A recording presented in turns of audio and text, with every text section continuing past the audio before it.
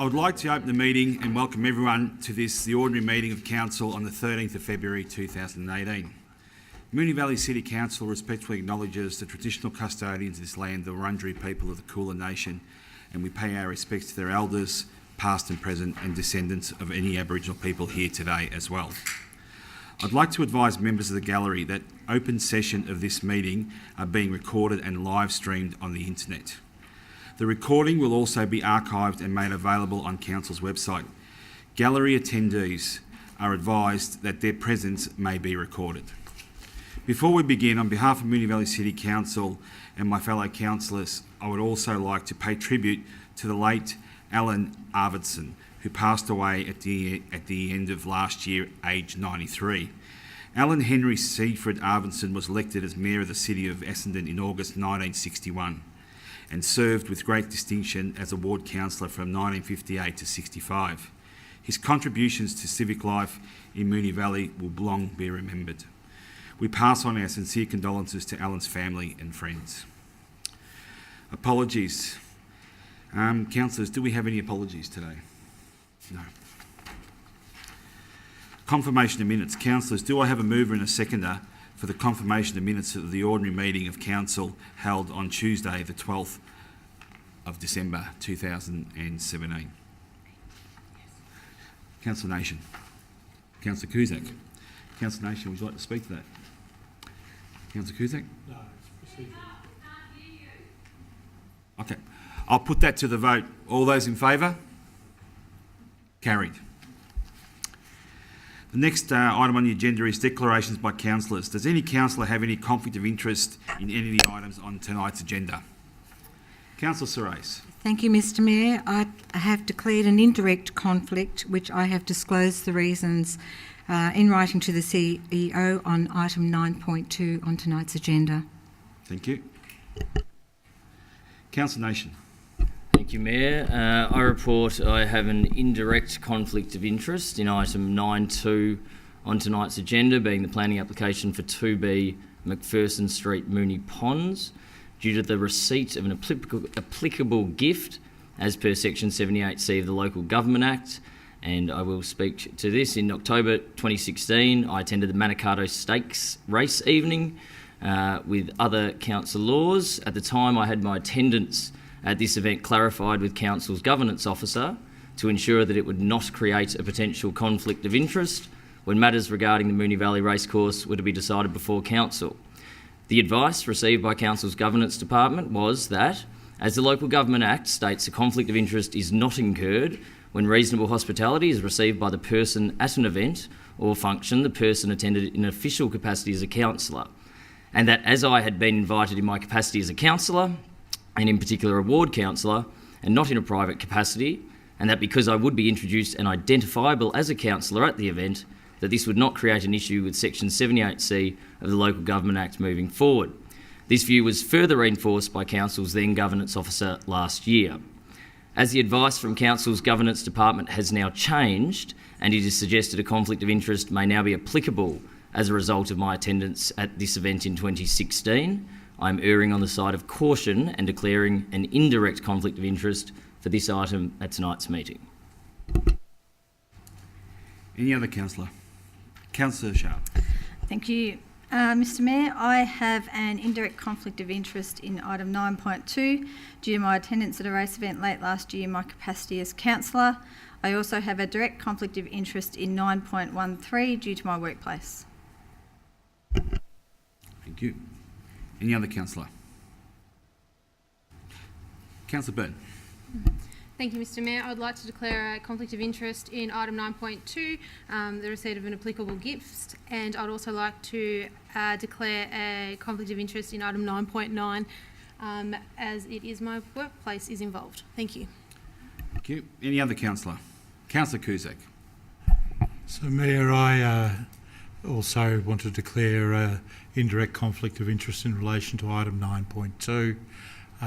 As I attended the Manikato Stakes in 2016 as a guest of the Moonee Valley Racing Club. Mr Lancaster.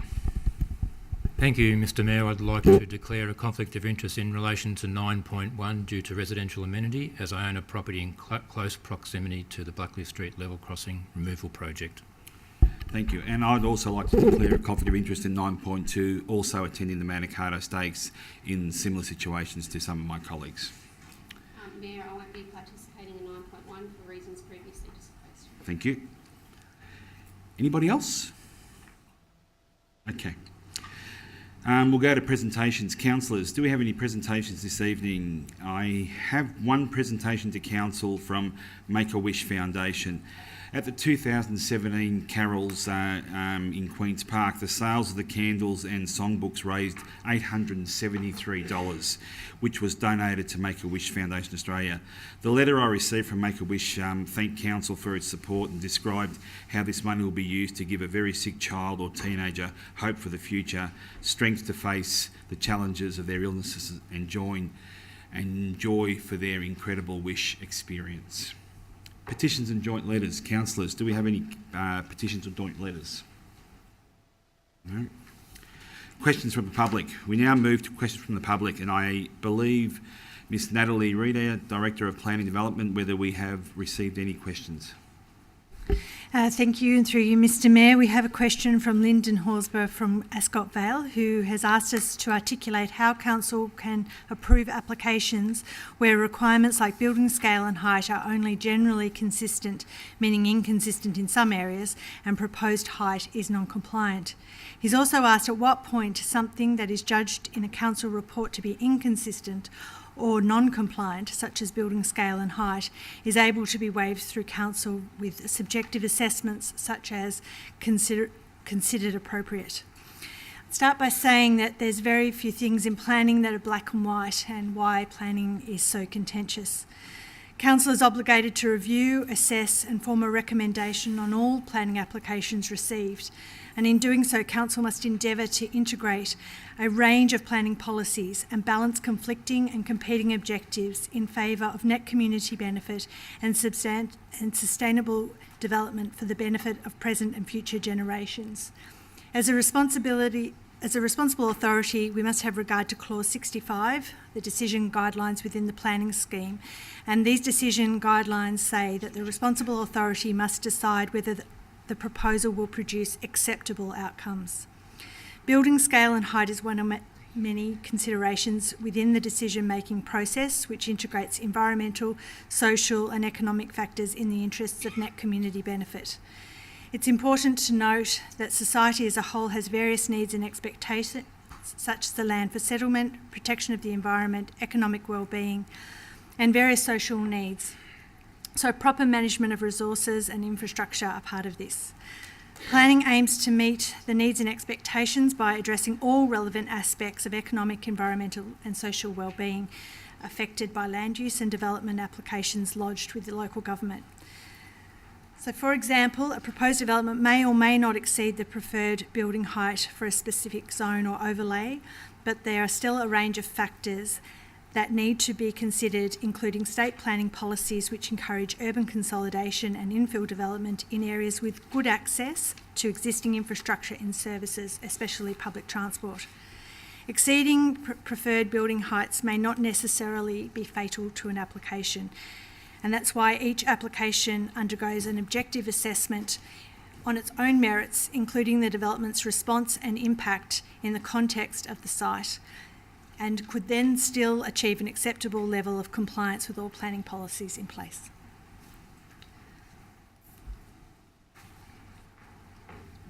Thank you. Councillors, I'll move to the next item on the agenda, and that item is Council Reports. Council Report 9.1. Do I have a motion for Buckley Street level crossing removal update? Mr Mayor. An alternate motion, Mr Mayor. Thank you, Mr Mayor. I'd like to move the officer's recommendation. Oh, sorry. I'll just pause for a sec.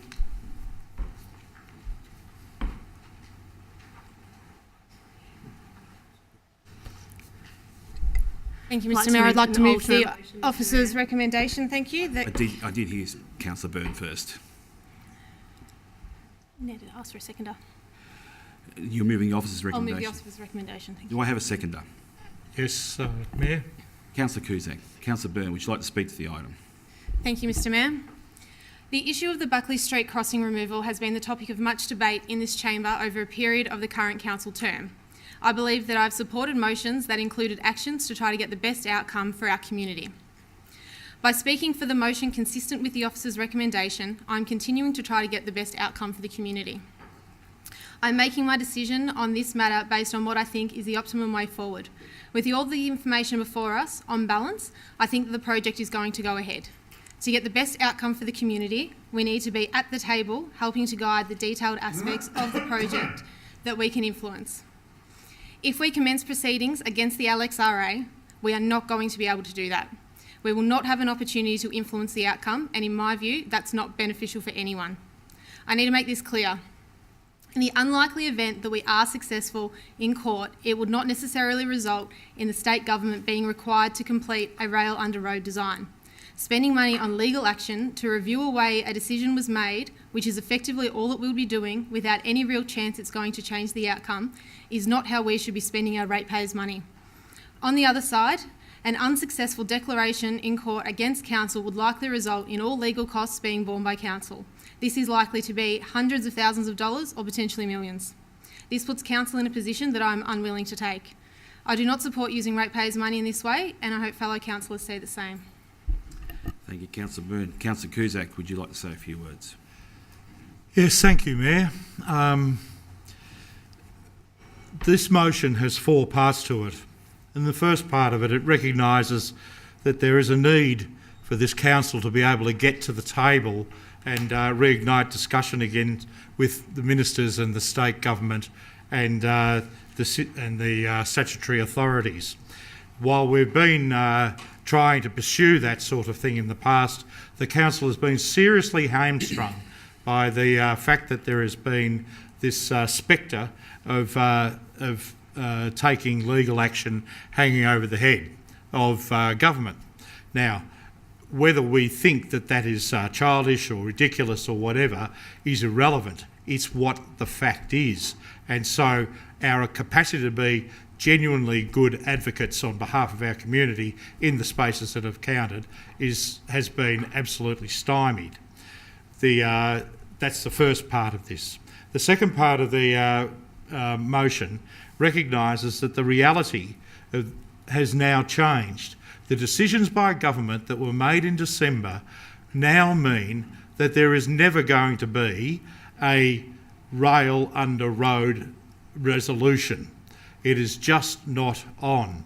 And so in that light, we have to take into account what that means, the proposal for potential legal action. As Councillor Byrne in her opening comments made reference to the legal costs and so on like that, the other part of that is that our capacity to actually negotiate to stop through legal action is now absolutely shot to pieces. The capacity to go further in that space is highly questionable in terms of the capacity, in terms of potential outcomes. And should the outcomes, which are potentially negative for us, occur, well, we would be open to significant costs. The third part of the motion recognises that there is an essential need to have ongoing consultation with stakeholders. Now, we know that many people are affected by this and affected by this decision, but we can't not have a process by which we must, we have to be able to go and have that consultation with all of the stakeholders. It is essential that we be able to get the best out of this that we possibly can. Mayor, I notice the time. Can I have an extra minute or so? Getting down to serious consultation gives us the opportunity through advocacy with government to, is being opened up through point 1, to actually put the questions that our community have to government and about what we want.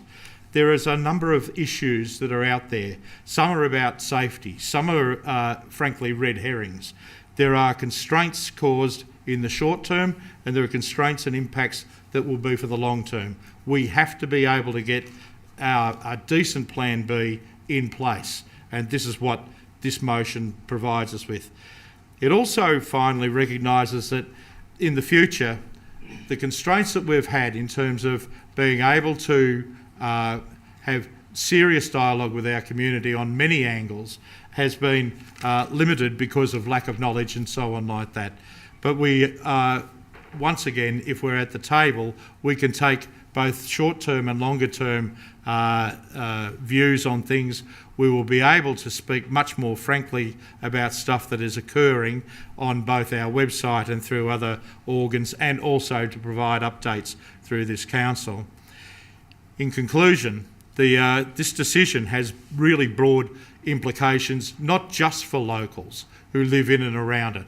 The proposal to go under the road was never explored in real terms because A, it was very, very costly, B, the potential to knock down and resume a whole lot of houses in that area would mean that we were spending literally hundreds of millions of dollars before there's even a shovel put in the bloody ground in order to be able to stop that traffic snarl. Councillor, I'll leave you a little bit more. All right, well, I'll close there and say that the implications across all of our community are that we need to be able to talk seriously with government, not just about this, but also about other projects. It has implications for our access to government, it has implications for our advocacy, and it also has implications for how council can raise alternative funds outside of our rates. Thank you, Councillor. Would any other councillor like to speak? Councillor Nation. Thank you, Mayor, and I'll flag an extension of time, please. Yeah, sure. So I am not speaking in favour of the motion on the floor, as it clearly states legal action will not deliver the necessary outcomes to justify such action. I categorically disagree with the premise of this statement and will not support this motion, as I'm in favour of council pursuing legal action on this matter.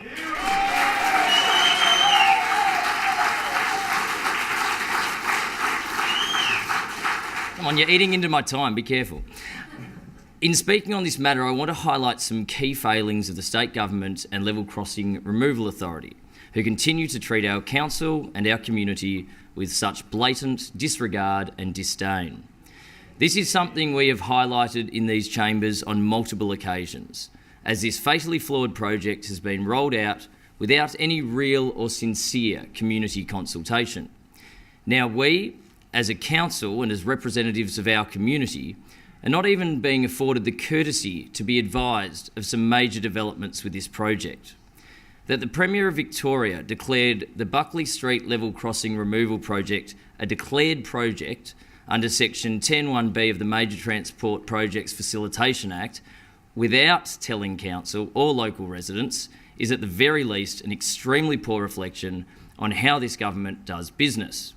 To put the declaration of this project into perspective, this Act of Parliament is used in key projects such as East Link, Peninsula Link, the Westgate Tunnel and the Metro Tunnel, major metropolitan projects that require such a significant Act of Parliament to ensure their proper and efficient delivery.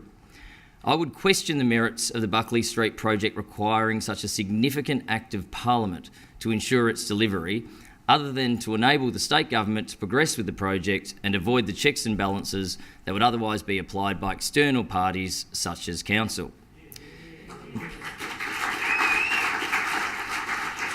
The arrogance and disregard of the state government is further highlighted by their failing to advise the Mayor, Council, councillors or the community that the Buckley Street level crossing removal project was a declared project, as this decision was made on the 7th of December last year. However, we as a council only became aware of this on the 5th of January this year as a result of officers reviewing the draft environmental management strategy for this project.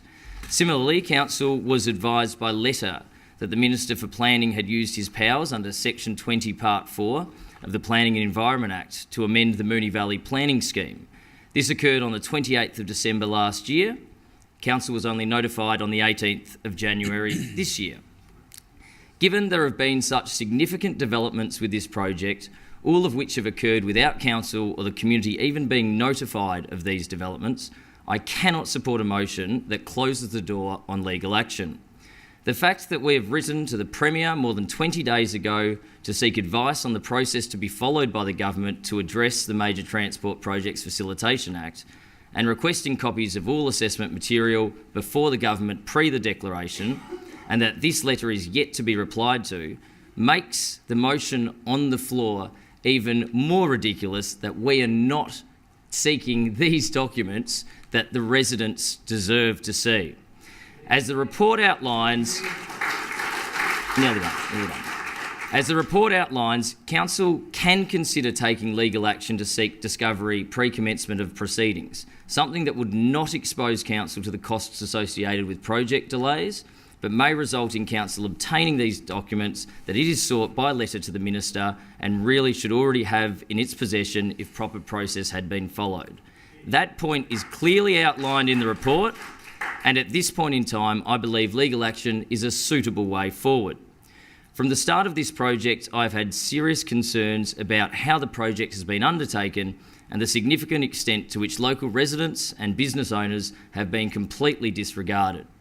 I want to assure all residents, particularly those in Moonee ward of which I represent, including those in Buckley, Sherborne, Levine, Lorraine, Cliff, Robb, Scott, Carlisle, Bloom, Pitchers, Afia, St James, Lock and Park Streets, as well as the residents of Leslie, Corinda and Riverview Roads and anyone I may have forgotten, and any other local streets throughout the municipality, that I will do my due diligence as a Moonee Valley councillor to continue to advocate in your best interests, if not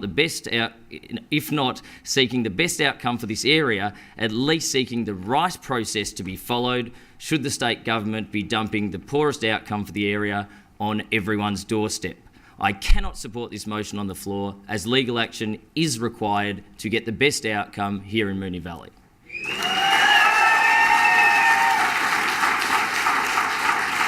Thank you, Council Nation.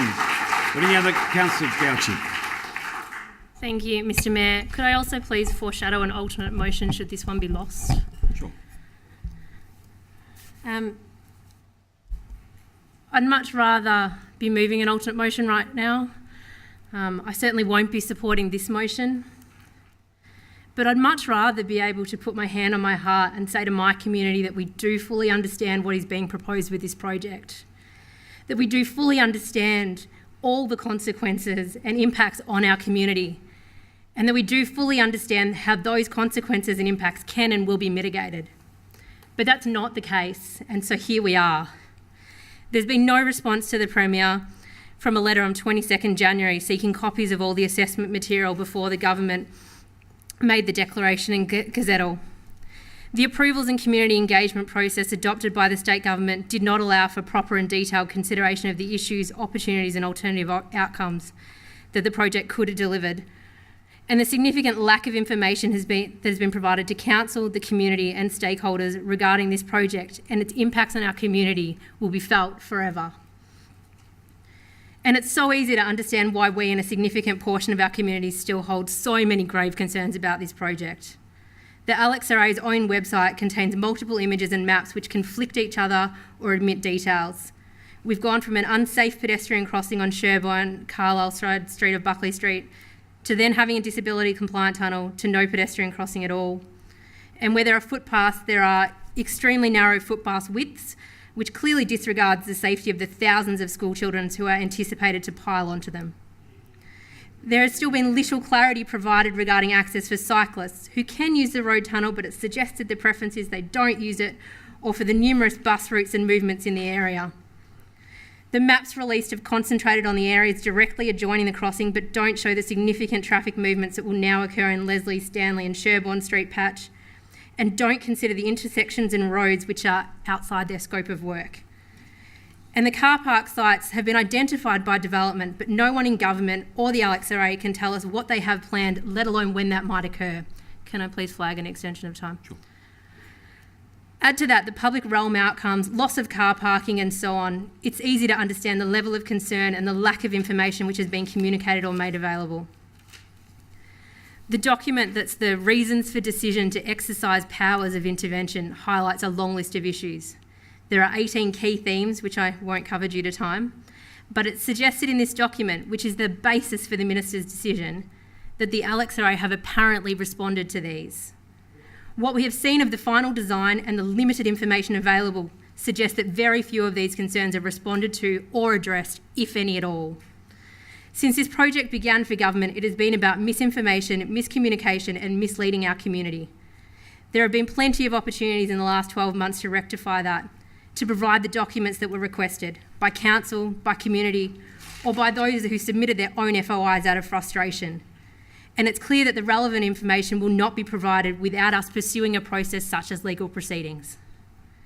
We are now in a position where we are trying to understand and secure outcomes of a project that doesn't meet the LXRA's own urban design framework and fails to make positive contributions to the public realm. So undertaking a process such as discovery was the only way that we would have been in a position to fully understand all of that relevant information. At the end of the day, I am absolutely appalled that we would make a decision that has such a huge impact on our community on the basis of what future funding might be withheld from a project in another ward. And that's the part that breaks my heart in all of this. We're happy to turn a blind eye to our community who have no idea what's about to happen to them through a lack of information, all for the benefit of people in a different ward. And that just astounds me. Thank you, Councillor. Councillor Sorais.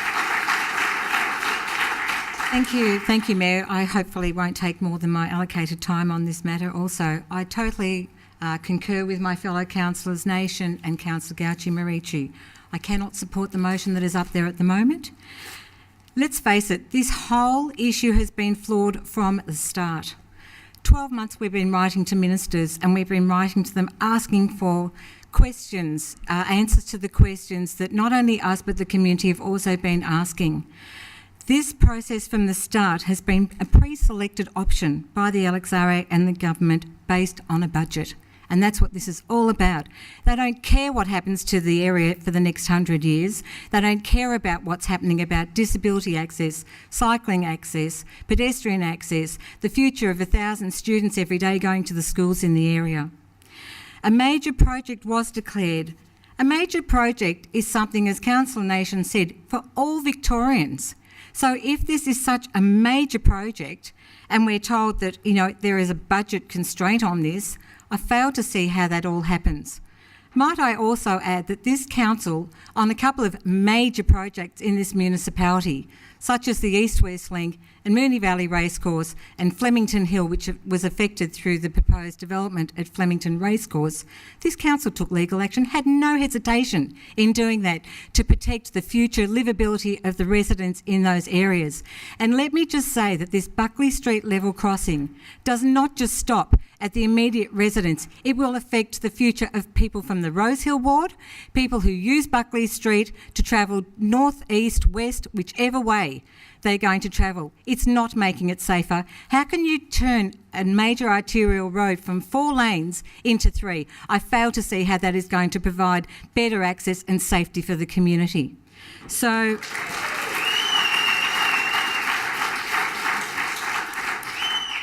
what we've had is the arrogance of works taking place, such as the trees. You might as well have cut off the arms and legs of the community when those trees were torn down to shreds. And as far as I'm concerned, I cannot support a motion that doesn't follow this through and take some action in getting the discovery and the information that we've been asking for over 12 months and having that brought forward as to how this government have taken all planning authority away from this council and have turned around and made this and declared this a major project based on what? Thank you, Councillor. Any other councillors like to... Councillor Lawrence. I rise, Mr Mayor. Thank you. When injustice becomes a way of government and laws are misused to silence true justice, and I just ask for a extension, thank you, Mr Mayor. I believe that strong resistance is vital and urgent. Future generations of Moonee Valley residents are going to ask councillors, what did you do about it when you knew they were going to build this mess we now have in Buckley Street level crossing? There are so many unanswered questions by this state government. and I will repeat some of the points that have been already made. Why has this level crossing been classed as a major project? Why has the Planning Minister invoked Section 20 Part 4 to take over the Moonee Valley Planning Scheme? Why is the local community not allowed to know who is on Danny Pearson's secret committee? And why hasn't there been adequate information supplied to the local Moonee Valley Council and community? Why is the state government hiding behind a wall of secrecy, sneaky underhand tactics, forcing this project onto local Essendon and Moonee Ponds residents? Why hasn't there been transparent government process? If this is the way the state government treats the Victorian citizens, then not only Essendon and Moonee Ponds residents have a problem, but the state of Victoria has a major problem. Moonee Valley City Council has never had a chance to fight this fairly, reasonably and transparently. We never had the information to fight back against the local state government. Councils have been left in ignorance, though we were elected to govern in our own area. Our hands have been handcuffed behind our backs. They've tried to silence me, but I will not be silenced by this treachery.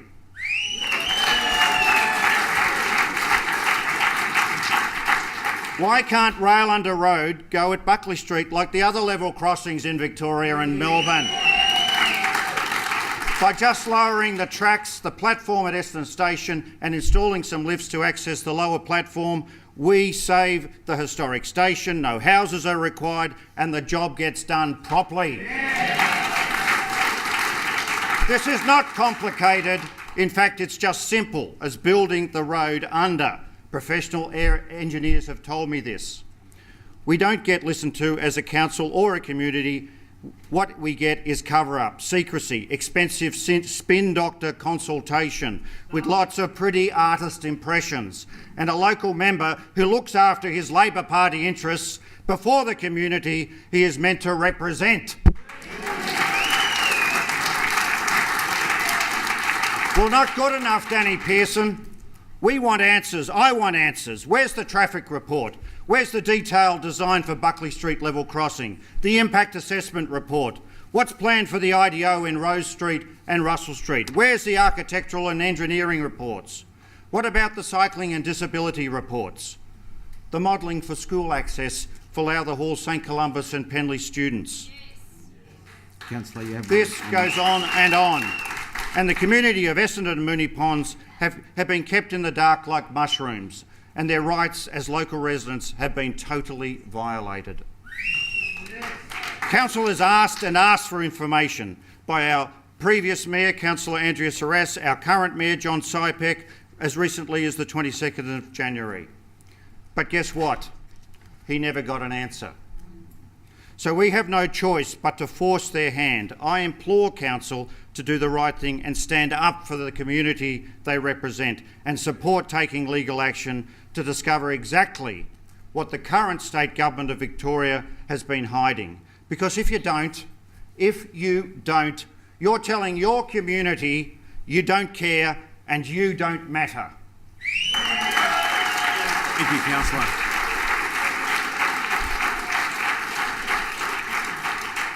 And just finally, thank you, Mr Mayor, just in terms of the costs that we've spent on previous issues that we've fought, the Moonee Valley Racecourse development, over $800,000 was spent by this council. The Flemington Racecourse Master Plan, over $200,000 fighting that plan. And the East-West Link, over $740,000. We've got a precedent. We deserve better.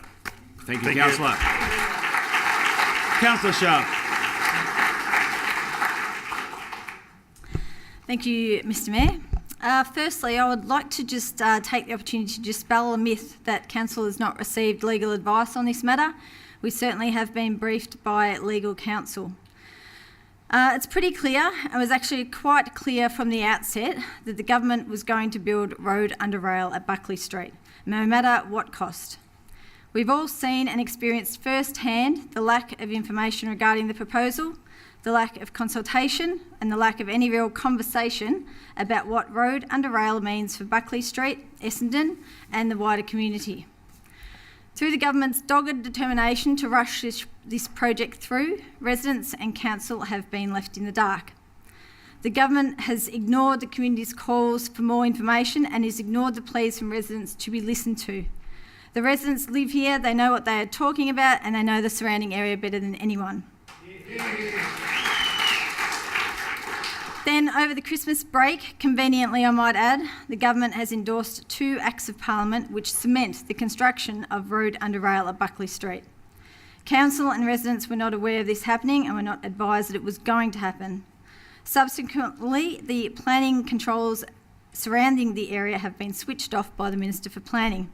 So this effectively means no more consultation, no more talk. The government is doing what it wants. So now we're here in a position to have to decide whether we continue to fight the construction of this tunnel.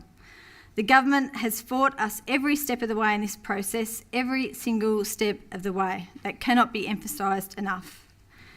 Considering advice from our legal counsel and in light of the Acts of Parliament, the fact remains that where we're sitting right now, we can't stop this project being built. That's the big issue that we have in front of us. It's now classified as a major transport project on which no consultation needs to occur, and the government has made damn sure that this project will be going ahead. So, do we spend ratepayers' funds of at least $100,000 on fighting an issue that we cannot win? The government has made sure we cannot win. Well, years ago, I was the only councillor around the table to vote against spending ratepayers' funds on fighting the East-West Link. I am not going to endorse spending more funds on an issue that is effectively a lost battle. As much as we don't like it, as much as we hate it, there needs to be a point. There needs to be a point at which we say we've reached the end, and that end point is now. The government are doing what they want. They have made sure of that. They have enacted Acts of Parliament to ensure council does not have a leg to stand on if we continue to fight.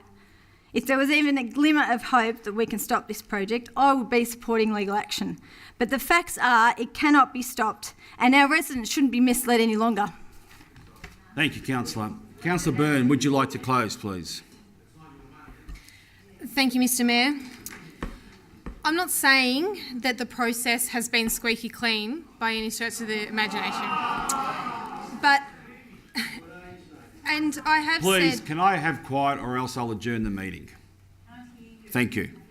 But in my opinion, and in Councillor Sharp's and Councillor Cusack's opinion, legal action will not change the outcome of the project being road under rail. At this stage, we have to work with the government and not against them. So in years to come, when my children ask me what did I do about it when I knew that this road under rail was coming... Quiet, please. I will be able to say that I knew that the state government were going to do this project, and I try to make it as good as I possibly could. Thank you, Thank you, Councillor Mr. Mayor. Byrne. I'll put that to the vote. All those in favour? All those against? The motion is passed with the casting vote. Mr Item Mayor, 9.2. Mr Mayor, you have to allocate and state the councillors. Is that correct? Sorry? Do you have to allocate and state the councillors that voted for and against? And explain to the community that it was your casting vote that got this through. All those in favour? Councillor Sharp, Councillor Sypek, Councillor Byrne, Councillor Cusack. All those against? Councillor Serace, Councillor Nation.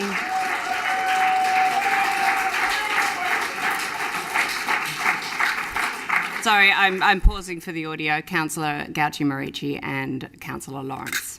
And on the casting vote of the Mayor, the motion is passed.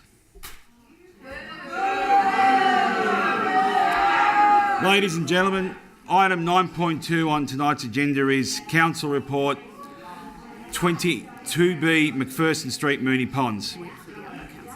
Sure.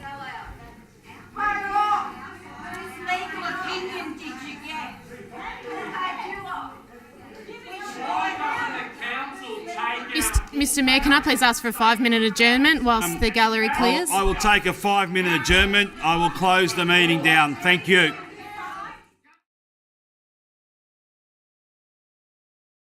Ask all the councillors to return to the table, please.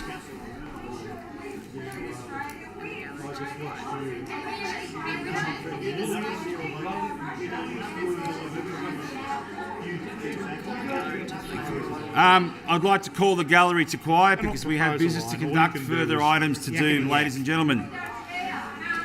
9.2 on council report on tonight's agenda is on page 11 and entitled 2B McPherson Street, Moonee Ponds. Given the declaration of conflict of interest made by a majority...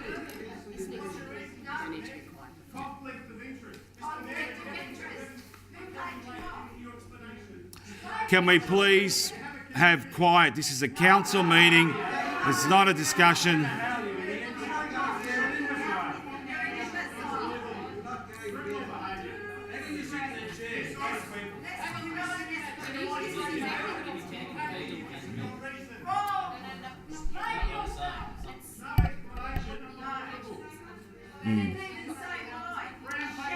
Yeah.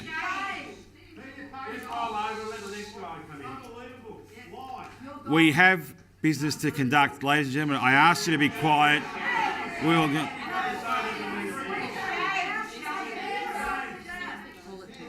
Yeah.